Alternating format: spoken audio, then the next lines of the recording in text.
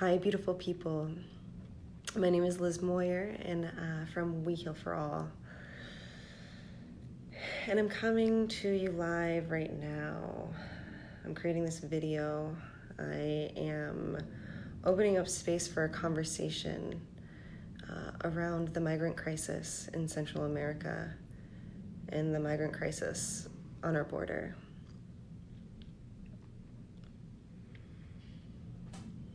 For so many of us, this topic is alive right now. We're tuned into the news cycle.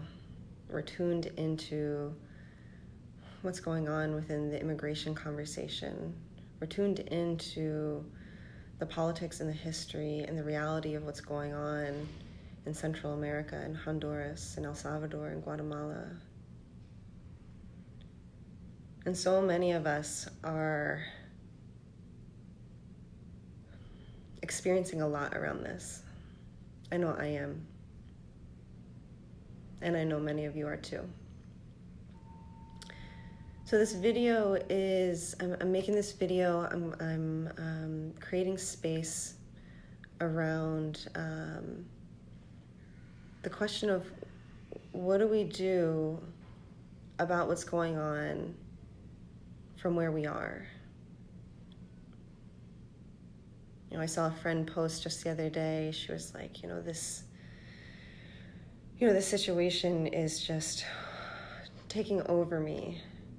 I want to go down to the border. I want to help firsthand,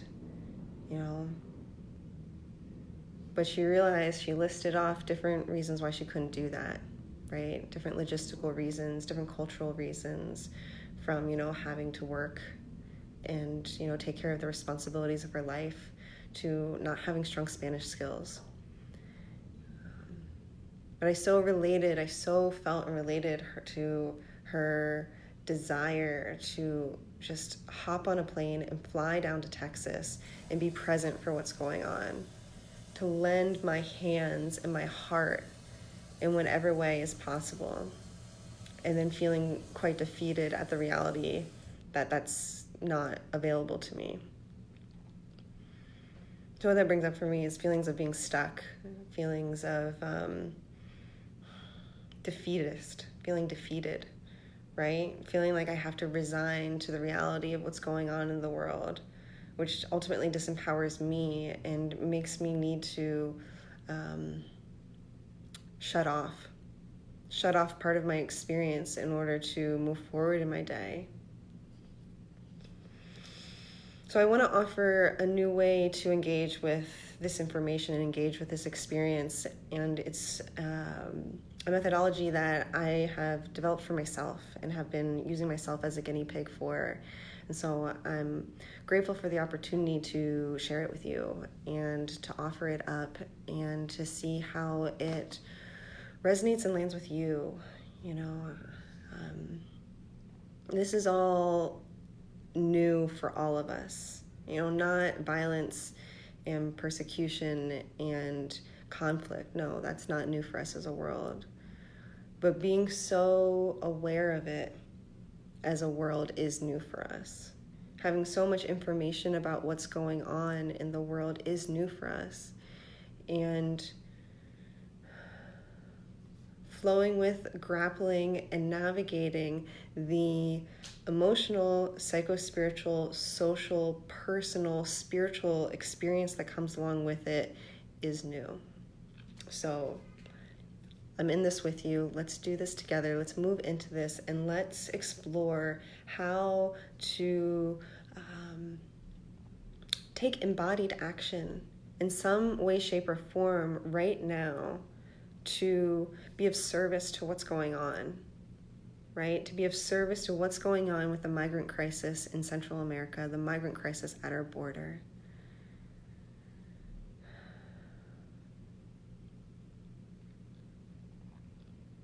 So let's start with tuning into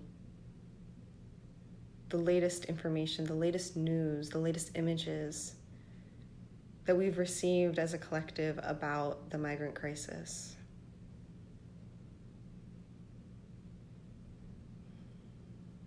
Just yesterday, we learned that a father and his 23-month-old daughter was found dead in the Rio Grande.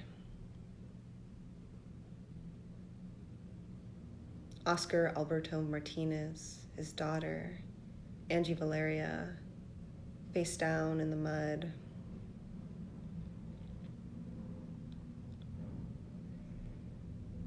And I want us to begin by breathing into this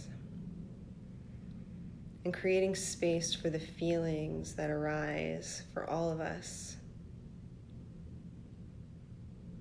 in thinking about and conjuring and learning about this.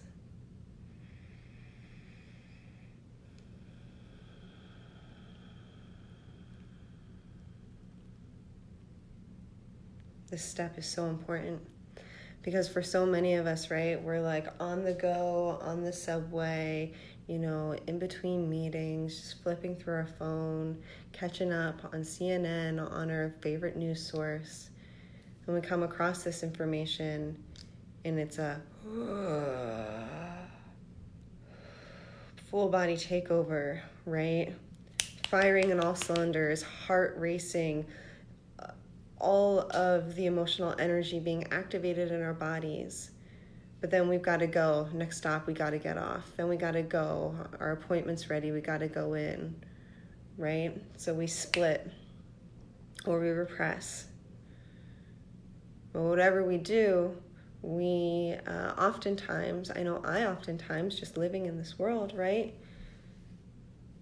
don't create the space that is needed to fully feel those feelings and allow those feelings to be properly seen and witnessed. And then the next step in that is integrated.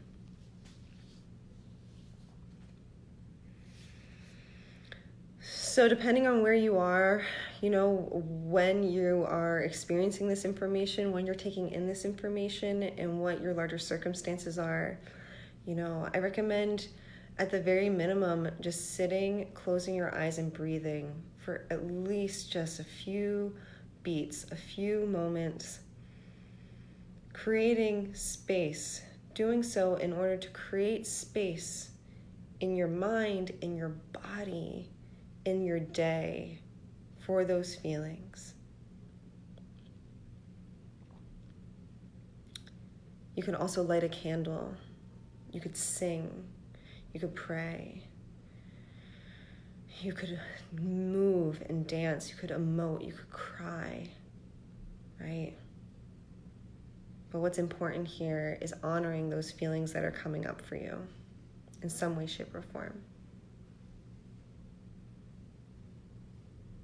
And within this space, depending on the bandwidth that you have, also within this, maybe if it's like a 5-second thing on the subway where you really don't have the privacy or you don't feel comfortable to really go into it, but also, creating space for not only the feelings that come up for you, but then also tuning into, which we're already naturally doing and unconsciously, subconsciously doing already, especially those of us who are sensitive, especially those of us who are empathic, or any of us who have a moral consciousness, right?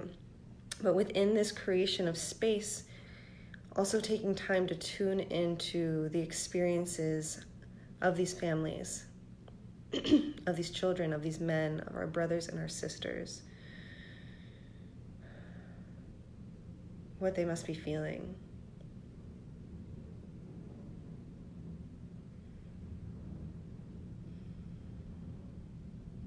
So again, this is an important step in this process that I'm offering. I find it incredibly, incredibly important because it's our fuel. And the interesting thing about emotions is that they can absolutely be our fuel, but we have to work with them in constructive ways because they could also be to our detriment.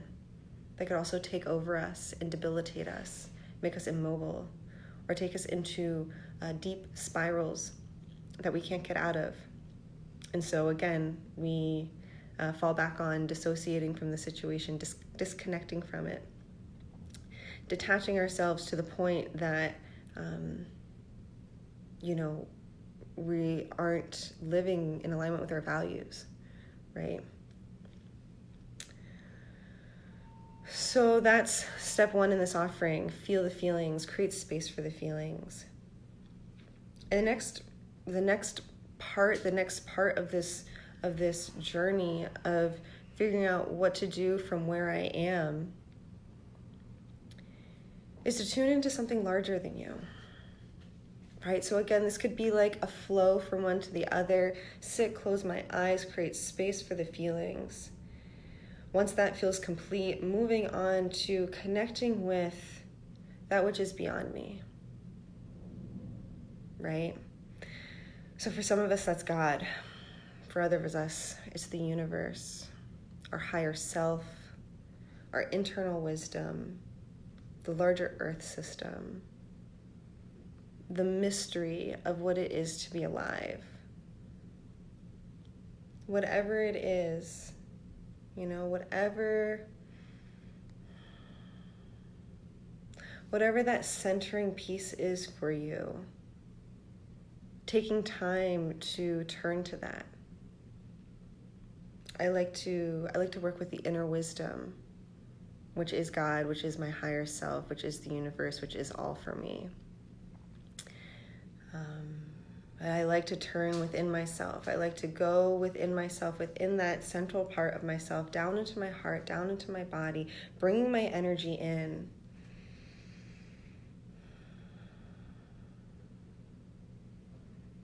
In order to connect with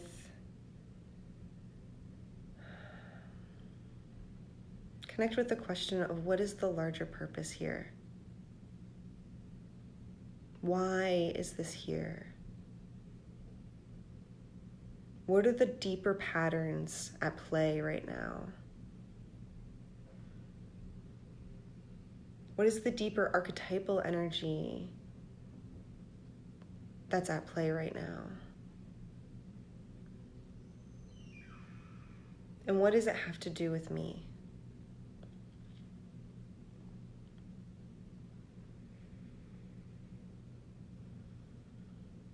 So when I do this, when I, tune into my inner wisdom, when I tune into myself, when I tune into God, and I open myself to these questions and I listen, that's the key, listen. As if there's a key. I just laughed at myself because honestly, all of this stuff it's a lot. You know what I mean? And there's no one size fits all. And actually, that's the beauty of all of this work. The beauty of all of this work is that it's unique to every single one of us, and it's going to look different for every single one of us. And this step in the process is a beautiful example of that, right? It's a beautiful example of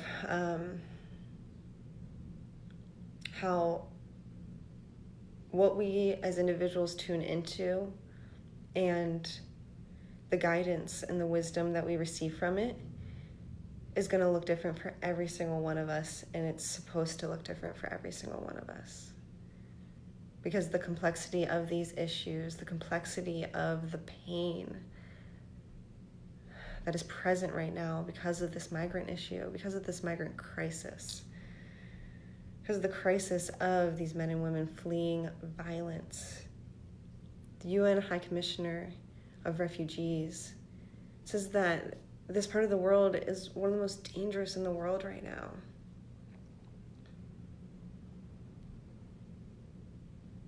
So how, feeling so moved, feeling so activated around it, what is my unique role in this?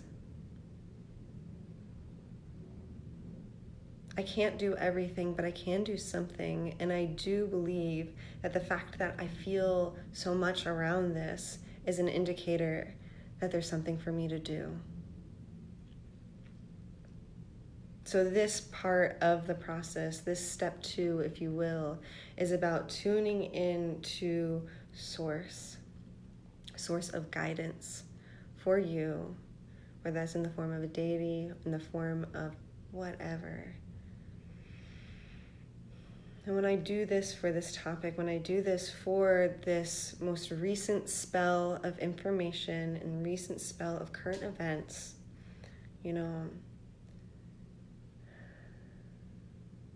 I really tune into just the cycle of violence and abuse that our world is riddled with, that my family was riddled with, that I see so much, so frequently in this world. I tune into just at the root of this being the effects of deep structural poverty and a long-term history of geopolitical corruption and violence and inequality. And the other piece that I so clearly connect to, and it's a word that I just used, is the disparities, the inequality, socioeconomically and racially, in terms of feeling safety, getting basic needs met, et cetera, et cetera, et cetera. Breathing into this, because I don't want to rush through this. This is not a process to rush through. But this is what's come through for me in this step 2.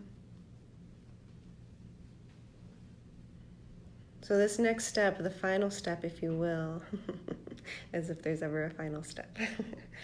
But in this methodology, in this exploration, in this, exploring this question of what to do from where I am, is the step of taking that guidance, using my emotions, my now grounded emotions, and then taking this guidance and bringing it into tangible life form in my day right now, today, or in my day, weeks to come. Some kind of tangible, practical action that I can take in my life to be of service to what's going on. Now, again, I shared that story about my friend at the beginning, because I think so often when we think about action, we think about, big action, which is awesome. It's awesome. And if you are able to take big action in your life, thank you. And if you're able to take any action at all, thank you. Because again, this action, these forms of action, there's no one size fits all, and it comes in many shapes and sizes. And it's our own individual responsibilities to figure out exactly what action I can take right now, given the circumstances of my life, given the, parameters of my body, the parameters of who I am, and not seeing them as limitations, but seeing them as parameters, and trusting in the presence of those parameters. Because there's a lot to do in this world. And so if we beat ourselves up every single time we're not able to hop on a flight and go down and rescue people, if we beat ourselves up every single time we have that impulse and aren't able to do that, then we're, that energy gets wasted. That energy is being put towards beating ourselves up instead of being of healing service in any way, shape, or form. So for me, as I tune into, these deeper patterns, right? And then I connect that and think about and reflect on my life right now as Liz Moyer in the Bronx, New York City, I think about my financial situation, I think about my work situation, I think about my relationships, I think about the culture, I think about the cultural qualities that I embody and that I represent in the world. I think about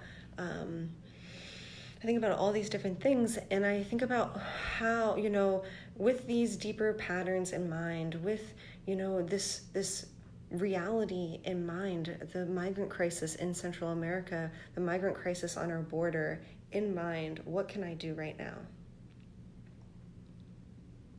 And the ideas that came through to me that I'm moving forward with are things like having conversations, right? I know for me, I feel and I get heated and I get overwhelmed, and it's crazy for me to think that people aren't tuned into this conversation, that people don't care about what's going on, or that they're being brainwashed into thinking that, these individuals who are just trying to live and survive are somehow the enemy. That does so many things for me.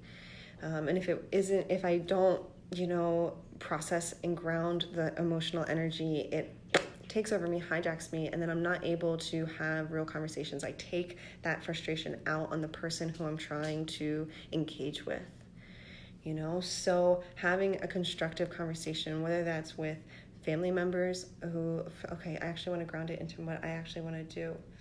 Yeah, I want to talk to some family members about this, and I want to do so in a way that is like that I know that they'll receive, or that hopefully they're more likely to receive, versus me just coming up with like a big banner, you know what I mean, with all, guns ablaze and just being like, you need to care about this, you know what I mean? Like, I'm gonna come at it really constructively and empathetically, and like meet these people where they're at and share my heart.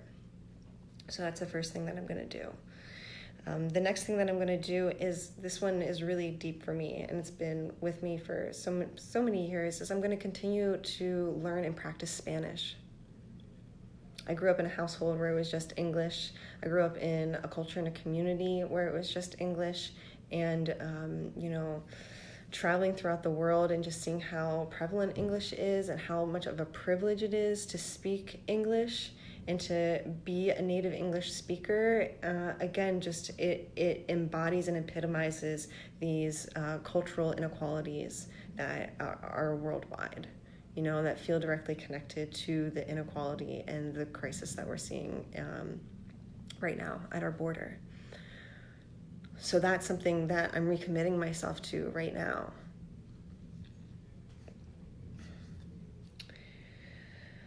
There's two other ones that I'm going to be doing. I'm putting together price tiers for offerings, for online offerings for We Feel for All.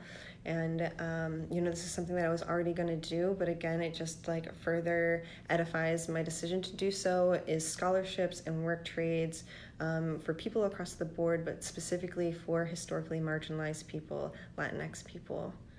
Absolutely done.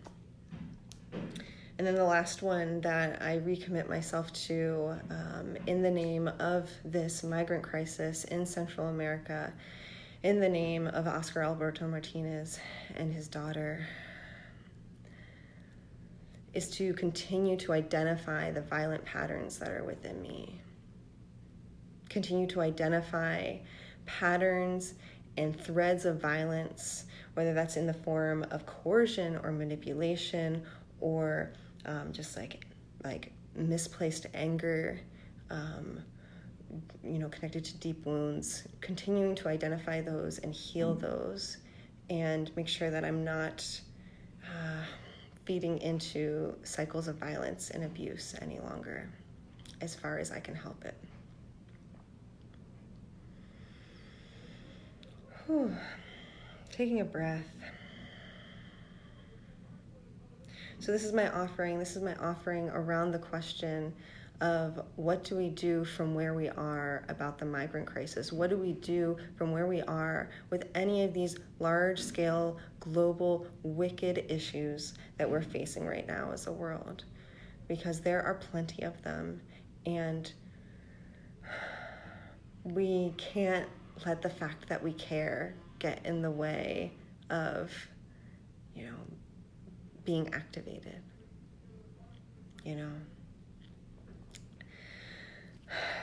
So with deep gratitude, deep humility, and deep reverence for everyone's journey, I thank you. Thank you for being here. I thank you for showing up. I thank you for being who you are. If anything that I said here resonates and means something to you, let me know. Post a comment. Let me know how, let me know if you try some of these things on. And let me know what works for you. I'd love to learn from your process and your journey. Because again, this is something that we're all figuring out together. And so I'm grateful to be guinea pigs with you in this. So from my heart to yours, from my family to yours, on behalf of the human family, I'm sending you so much love and gratitude. Thank you.